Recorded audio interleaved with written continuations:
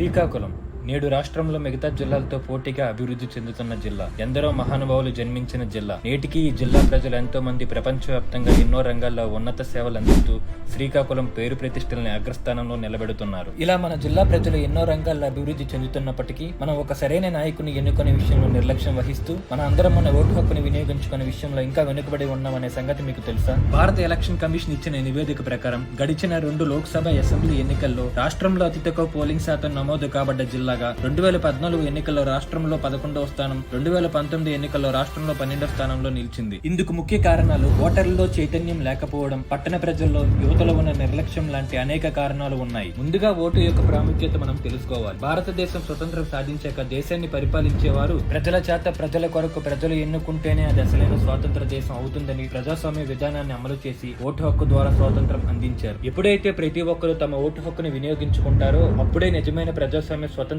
దేశంగా మారుతుంది. అన్నీ తెలిసినా తన పట్టణం అభివృద్ధి చేసే నాయకుని ఎన్నుకునే విషయంలో మాత్రం తాను ఒక్కడిని ఓటు వేయకపోతే ఏమవుతుందనే అశ్రద్ధ. ఇక మన జిల్లాలో పట్టణాల విషయానికి వస్తే ఇక్కడ విద్యావంతులు, ఉద్యోగస్తులు, వ్యాపారస్తులకు కొదవే లేదు. కానీ ఆ ఒక్క ఓటే ప్రభుత్వాన్ని పడగొట్టగలదు, ప్రజాస్వామ్యాన్ని నిలబెట్టగలదు. ఓట్లు పెట్టి ఓట్లు కొన్న నాయకుడిని నడి రోడ్డుపై నిలబెట్టగలదు. ఒక్క ఓటు తేడాతో నాయకులు గెలిచిన సందర్భాలు ఉన్నాయి, ప్రభుత్వాలు కూలిన సందర్భాలు ఉన్నాయి. అలాగే జరగనున్న ఎన్నికల్లో యువత పాత్ర కీలకంగా మారింది. అనేక సర్వేల ప్రకారం ఈసారి మన జిల్లాలో నాయకుల యొక్క గెలుపు గట్టుగా పోలయ్యే యువత యొక్క ఓట్ల మీద ఆధారపడి ఉంది. నేడు మన జిల్లాలో యువతే భవిష్యత్తు దిశానిర్దేశకులుగా జిల్లా అభివృద్ధిని కోరుకునే పాలనా వ్యవస్థకు దిక్సూచిగా మారారు. ఈసారి ఓటింగ్ శాతం పెంచేందుకు ఎలక్షన్ కమిషన్ హోమ్ ఓటింగ్ అందుబాటులోకి తెచ్చింది. 85 సంవత్సరాలు పైబడిన వృద్ధులు, దివ్యాంగులు ఇంటి నుండే ఓటు వేసే అవకాశం కల్పిస్తూ ముందుగా దరఖాస్తు చేసుకున్న అర్హులకు పోలింగ్ అధికారులు ఇంటి వద్దకే వచ్చి ఓటు నమోదు చేసుకుంటున్నారు. మే 13వ తేదీన జరగనున్న లోక్సభ అసెంబ్లీ ఎన్నికలు స్వేచ్ఛగా కట్టుదిట్టమైన భద్రతతో పారదర్శకంగా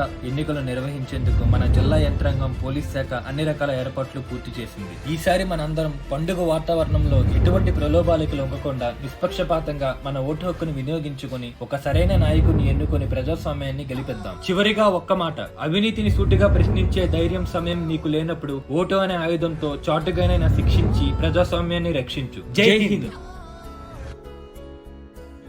నా ఓటు నేనే వేయబోతున్నాను. మీరు కూడా ఓటు వేసి మంచి ప్రభుత్వాన్ని గెలిపించండి. ఒకసారి నా ఓటుకు యూజ్ చేసుకోబోతున్నాను మంచి ఫ్యూచర్ గురించి. నేను ఓటేస్తున్నాను, అందరూ ఓటేయాలి. నా ఓటును నేను యూజ్ చేసుకోబోతున్నాను. మీరు కూడా మీ ఓటు యూజ్ చేసుకోండి మీ బ్రైట్ ఫ్యూచర్ కోసం. సార్ నా ఓట్లకు వినియోగించుకోబోతున్నాను భవిష్యత్తు గురించి. సార్ ఫస్ట్ టైం నా ఓటు నేను యూటిలైజ్ చేసుకోబోతున్నాను. ఇప్పుడు నేను నా ఓటు హక్కుని సార్ నా ఓటు నేను ఓటేస్తున్నాను. సార్ ఫస్ట్ టైం నా ఓటు నేను యూటిలైజ్ చేసుకోబోతున్నాను. బ్రైట్ ఫ్యూచర్ కోసం మీరు కూడా మీ ఓటు యూటిలైజ్ చేసుకోండి. అలాగే ప్రతి ఒక్కరు కూడా ఓటు హక్కుని వినియోగించుకొని చేయమని మరీ ప్రార్థన చేస్తున్నాను.